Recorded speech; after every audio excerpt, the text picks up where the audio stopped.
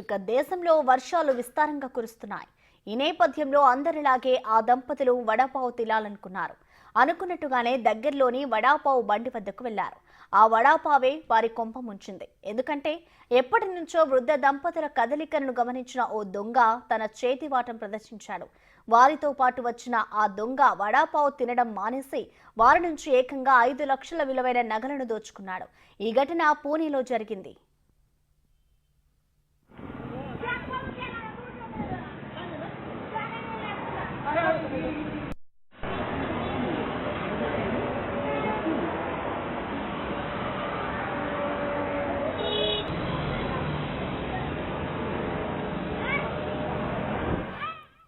వృద్ధ దంపతులిద్దరూ పూణేలో నివాసముంటున్నారు. బ్యాంకులో దాచుకున్న లక్షల విలువైన బంగారాన్ని విడిపించుకొని ద్విచక్ర వాహనంపై తిరిగి వస్తున్నారు. ఈ క్రమంలో ఓ దుకాణం వద్ద వారిద్దరికీ వడాపావు కనిపించింది. దాన్ని తినేందుకు దుకాణం వద్దకు వెళ్లడంతో ఈ ఘటన చోటు చేసుకున్నట్టు బాధిత దంపతులు వాపోతున్నారు. ఈ ఘటనకి సంబంధించిన దృశ్యాలు పక్కనే ఉన్న సీసీటీవీలో రికార్డు కావడంతో ఈ ఘటన వెలుగులోకి వచ్చింది.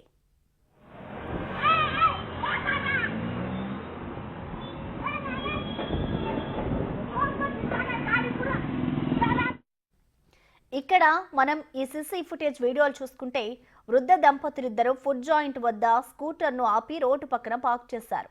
భర్త వడాపావు కొనేందుకు షాపులోకి వెళ్ళగా భార్య అక్కడే స్కూటర్ దగ్గర వేచి ఉంది.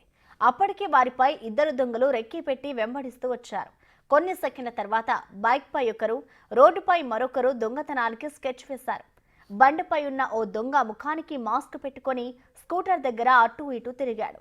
వెంటనే తన చేతిలో నుంచి ఓ వస్తువు పడేసి ఇక డ్రామా ప్లే చేశాడు.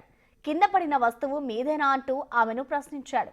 అదేంటని ఆమె గమనించేందుకు వెళ్ళగానే ఇంతలో పక్కనే తెల్ల చొక్కా వేసుకుని ఉన్న మరొక దొంగ స్కూటర్ పై ఉన్న నగల బ్యాగ్ ని లాక్కొని పారిపోయాడు. ఒక్కసారిగా ఉలిక్కిపడ్డ ఆ మహిళ ఏం చేయాలో తెలియక ఆందోళనకు గురై కేకలు వేసింది. భర్త చుట్టుపక్కల వారు వచ్చేటప్పటికే ఆ దొంగలిద్దరూ పారిపోయారు. ఆ బ్యాగ్ లో బ్యాంకు పత్రాలతో పాటు వారి మొబైల్ ఫోన్ కూడా ఉన్నట్లు తెలిపారు. బాధితులు స్థానిక పోలీస్ స్టేషన్లో ఫిర్యాదు చేయగా పోలీసులు కేసు నమోదు చేసి సీసీ ఫుటేజ్ల ఆధారంగా దర్యాప్తు చేస్తున్నారు.